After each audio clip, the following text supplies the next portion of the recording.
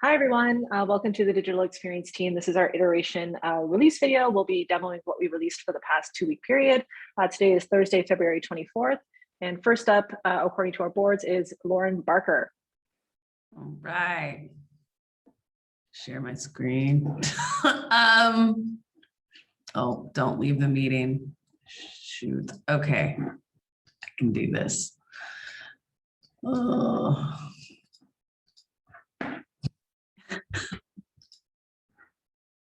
Share. Okay. There we go. So this iteration, I finally shipped all the visible stuff. Super exciting. So that's now in the product. That required 2 extra MRs, one for charts and one for omnibus. So that was cool to ship those. I still don't quite know what they do, but I did it. Also added the add to cart event to the GTM data layer for the usage tab. That shipped with 14.8 as well. This retired JS dependency scanning job just snuck in and it was causing a bunch of pipeline failures. So I just removed it from our www repo. Closed out this topic template layout changes issue here. And I actually opened another follow-up issue down here for adding the FAQ schema to our topics and solution pages. That's going to take an extra plug-in and some more work. So there's a follow-up issue there for that, but was able to close that one out. And since I had some bandwidth, I took a look at this, implement the LinkedIn event-specific tracking using the insight tag. And as I looked into it, realized that it needs to be implemented via Google Tag Manager. So looped Dennis in, and he will be working on that. So that's all I've got. Next up is Tyler.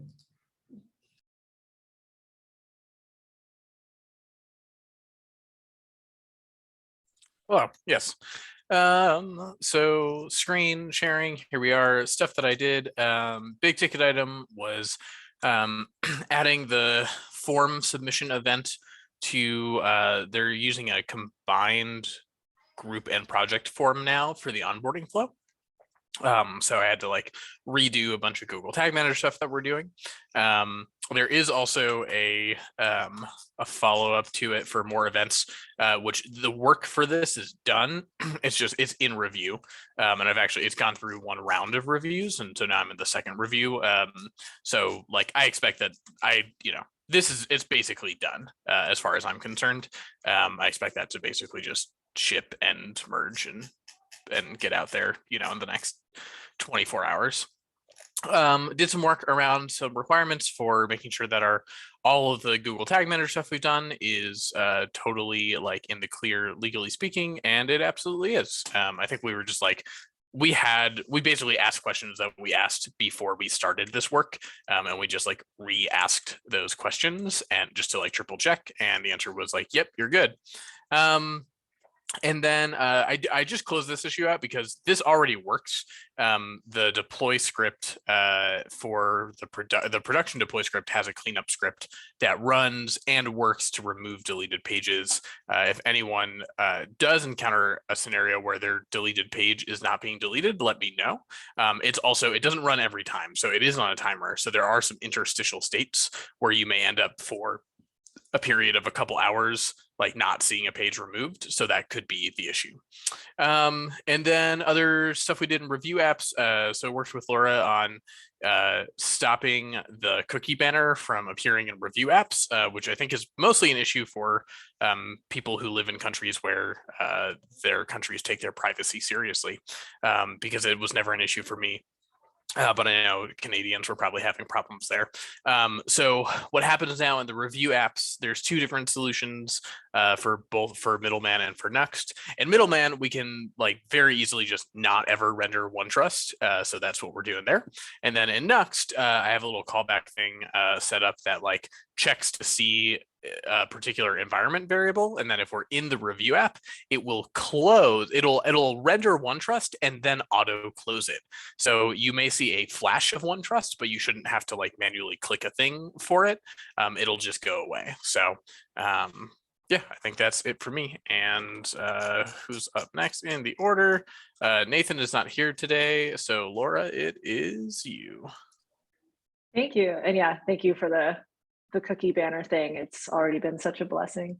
I will share, not you. Oh no, I should have planned this a little bit better. You, okay. I didn't really want to give you my whole desktop, but here it is. Okay, so you'll see my kind of sad looking closed column. I worked on all three of these. They're all code complete and in review. So I will show them. First up is the install page.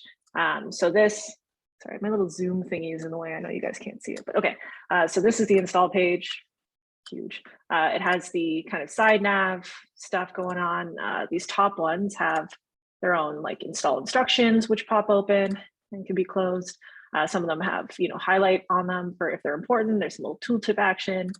And we have, I had a lot of fun building out this little guy. So that's going to be hopefully up soon. I have some back and forth going on with Nathan about some hacky bits, so I might have to do a small refactor, but that should be out soon. And then also in review is the homepage. So this is should look pretty familiar. The only new part is, I think Tina showed this last iteration, is a small update to the compliance section. So I snuck that in here as well. But everything else should be kind of what we're used to seeing on the homepage. So that is me, and I think next is Javi. Yeah. Okay, sweet. Thank you, Laura. Hi, everybody. Let me share my screen. Am I looking at the right thing? No, I think we're looking at the wrong one. Wait, hold up. Yeah, we're going to get really good at this as we keep doing this more and more. So this iteration, I worked on trying to integrate LaunchDarkly onto our repository, which was a lot of fun. So I'm just going to do a little demo real quick. And I'm going to end up recording a video and then updating our documentation, how this ends up working. But if I turn this feature flag on and I save it, and I reload the page, watch it break like when I'm demoing it. It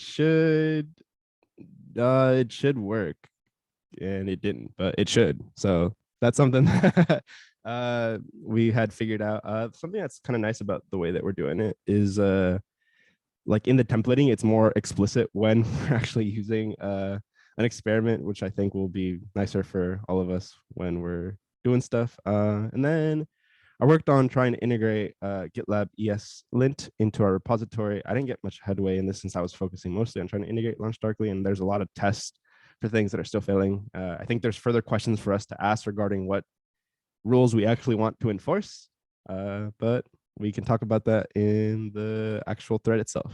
And then up next, I have Megan. Yeah, thanks. All right.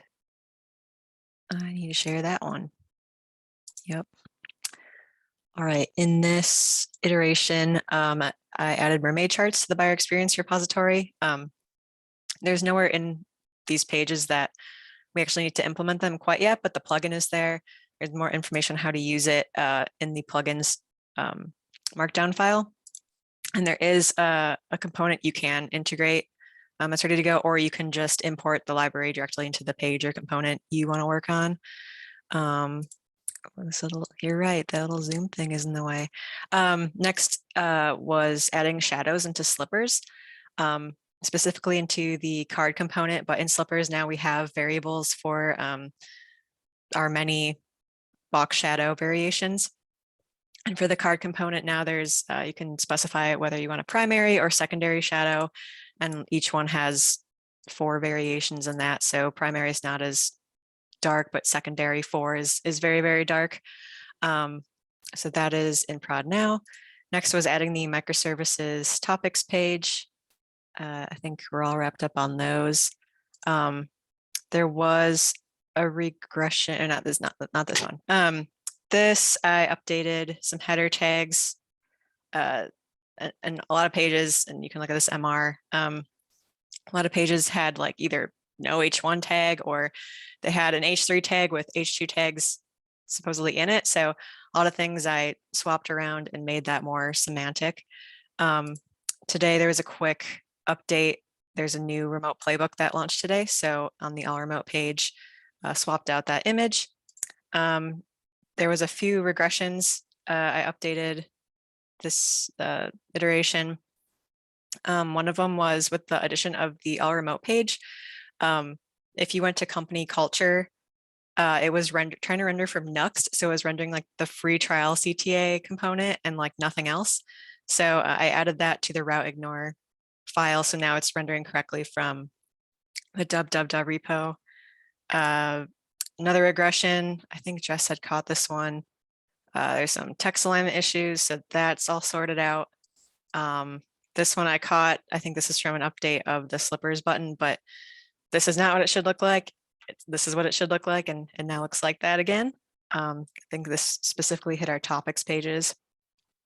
Another regression, there were some borders around images that we're not supposed to have borders, so that is fixed. And lastly, there were some images that wrapped in like an anchor tag, they were not showing up.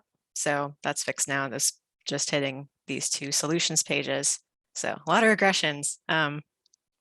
That's all. Next, I think, is Jess.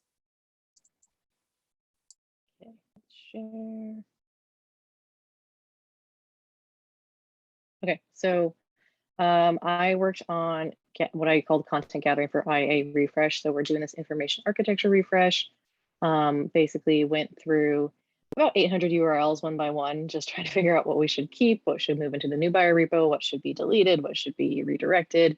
We're still discussing about like what should be deleted and redirected, but pretty confidently decided that these, it's somewhere between 80 and 90 pages should be moved, or if they're not already moved, into our buyer repo, or they might also be a net new page. So a lot of them exist already, some are net new. For the net new pages, went ahead and made content issues for all of them. There's like 25 of them. So lots of pages to be worked on with our content team. And what else was on my board? And then this was just an issue that got promoted to an epic. So the other thing working on is, now that we know what pages we're going to be in our buyer repo, working on the navigation layout. This is still a work in progress. It's still in doing, but just a little sneak peek of what we're kind of trying to go for. It's a little bit more complex in our current navigation. So a few more drop downs and whatnot, but work in progress. And I think Tina's up next.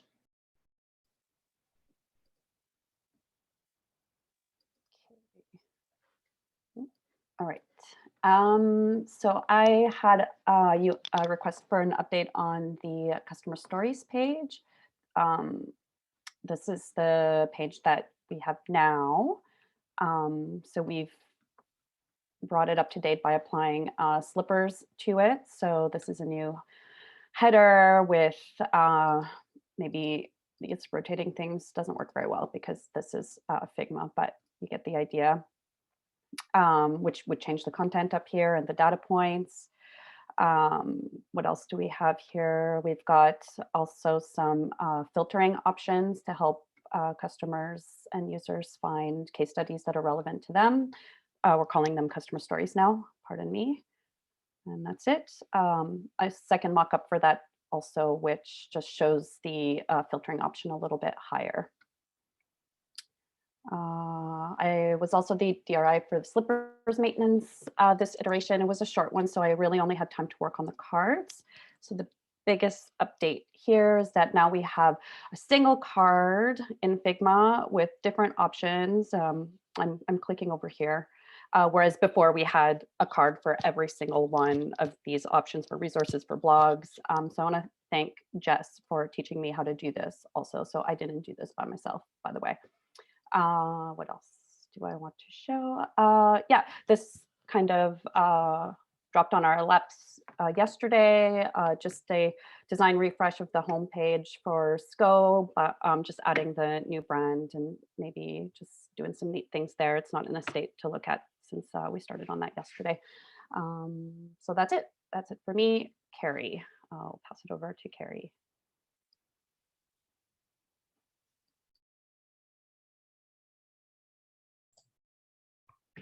Hi. So this is my first time participating in this. I am working on some competitive research for our Y GitLab page. And I can show you the Google Doc. Just give me a second because I wasn't prepared. And I can share this too. Let's see. Share this page.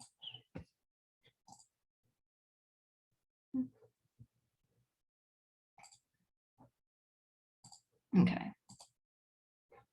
Yeah, so I've just been kind of looking at some competitors' sites and seeing how they do their own Y pages. I've kind of left some notes on the side to give my opinion on what I like and what I don't like about them. Hopefully we can take things that we find that we all like and can put them into our Y pages. But yeah, that's basically it so far.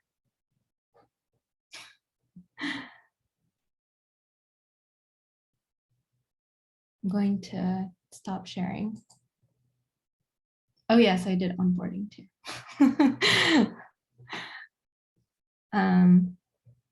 Okay, sorry, I don't know who is next. John is next Okay. on my board. Yeah, I think since John is not here, I will be next. So sharing my screen right now. Okay. So let me get rid of the Zoom thingy. Okay, so here's my board. This one at the bottom, the update all remote landing page was pretty much complete at the beginning of the sprint. It was just some small feedback that needed to be addressed. So that was done. This one on top of that, the 1025 breakpoint was, so the breakpoints we were using were generic. They were good for a variety of devices, multiple devices. And it was causing an issue where some devices that had this specific resolution were breaking pretty much for some components. So added this one to the slippers for those resolutions to work fine. Also did an update on the on-page navigation. So I will show that. So this one over here is the top anchored navigation. So it now has updated styling, and also when on mobile resolution, it becomes a drop down, which can be used to navigate to the sections. This drop down pretty much applies to all in-page navigation now. Also updated the styles for the single level navigation here, and created the multi-level navigation for nested links. I also fixed an issue with the buttons, the button component from the slippers repo. It was displaying much smaller than intended. This one was just a small fix, and also migrated all the button components. This is not using the button component that we had created in the buyer's experience repo anymore, but using the one from slippers. So updated the components that were using it. And that's it for me. Next one is Miguel. Yep, thank you, Mateo. I'm gonna share my screen. Yep, so this iteration, I fixed some issues we were having with the partners pages. There was like changes in typography, swap, the CTA, and some minor changes.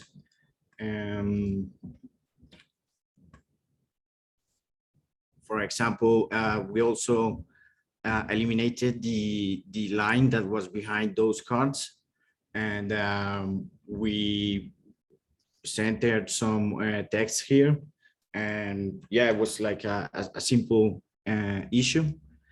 And then I worked with the migration of the analyst page. This is like almost done. It needs some feedback from Tina, but it's already on the other side. Here we implement the revamped menu that Mateo did, and we also have like this combination of the FNQ with some copy, and this other component that was also created for this page in the contacts. I missed the filter buttons here in the feature reports. I'm still working on them. Probably will do it in MVC2 next iteration. But yeah, that's it from this issue. And also, I did the mistake of jumping straight into an MR without creating an issue, so it doesn't reflect here.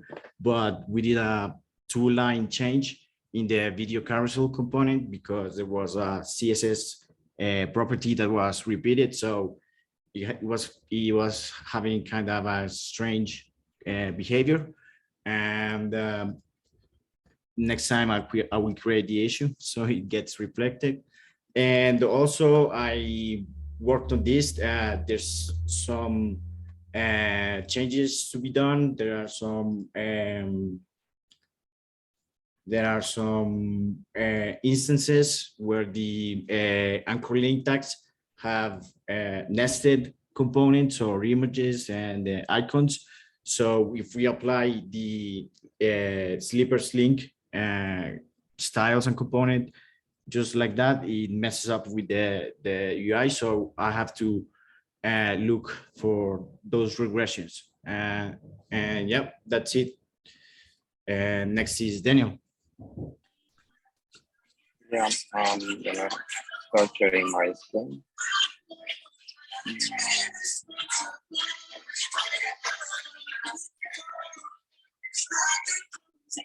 Oh, sorry, I don't have permission. Let me check if I can do that without starting the presentation. Okay, it requires me to restart. Well, I basically work on UX iteration, so custom play. There are like several.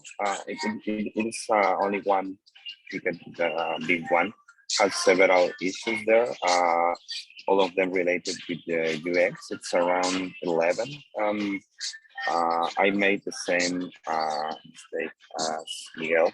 I didn't create specific issues, so it is not reflected in the board, but we have the big one. One of them is I removed all long spanning text in all solution pages. So we have 2 columns now for title and text. And also another one, it's related with the file schema, what we were using for some heroes. It's replaced now with only the text and title hero, because we don't have capacity right now to create custom images for all of them. Sorry, I cannot share my screen right now. And I also was working on stages of DevOps life cycle. I wanted to show you that it is basically done, but I'm still trying to figure out why I'm still having a persistent regression with that hero, and also working on some responsive inconsistencies with the Sigma method. I think that's all from me. Cool. I think that's everyone. If you want, Dana, do you want to send me the link and I can share the screen real quick, or do you just want to? I guess we're running low on time, but yeah, okay, maybe that's fine. Okay, well, thank you everyone, and we will see you next time. Thank you.